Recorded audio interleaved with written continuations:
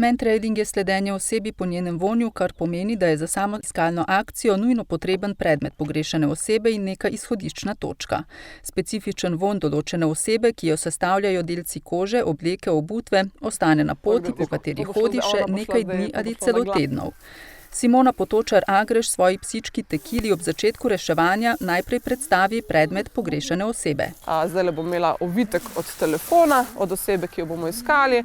Na samih iskalnih akcijah pa je to običajno zelo pogosto, recimo kakšna prevleka od polštra ali pa kakšna majica, kakšne hlače, ki jo je oseba zadnji dan nosila in ki še ni bila kontaminirana s strani družinskih članov. Na ta način pa sporoča, da je osebo, katere predmet mu je bil na začetku iskanja predstavljen, tudi našel.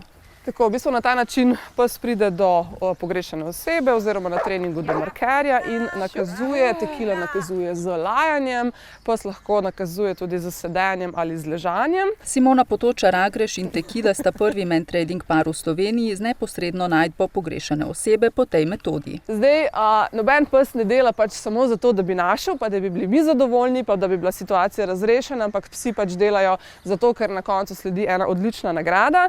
Zdaj, to je v našem primeru najprej hrana, potem pa se marker z psom tudi poigra.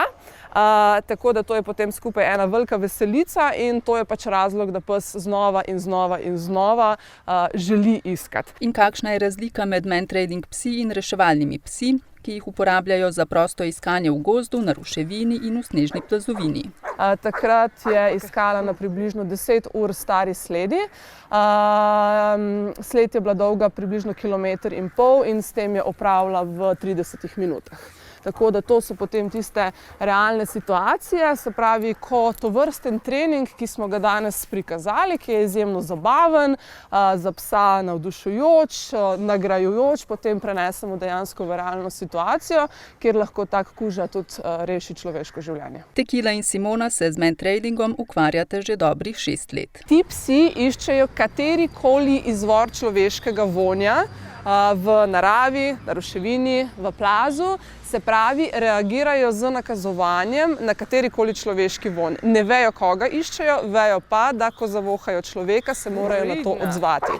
Pri mentrailingu je drugače, se pravi, mentrailing pes točno ve, katero osebo mora iskati oziroma točno ve, kateri je tisti vonj, ki ga mora na določenem območju najti in mu v optimalni verziji slediti do konca. Simona Potočar-Agreš je ena od prvih v Sloveniji, ki se ukvarja z mentrailing metodo iskanja pogrešane osebe. Tekila se v bistvu s tem ukvarja toliko časa, kakor jaz, zato ker to je moj prvi mentrailing pes.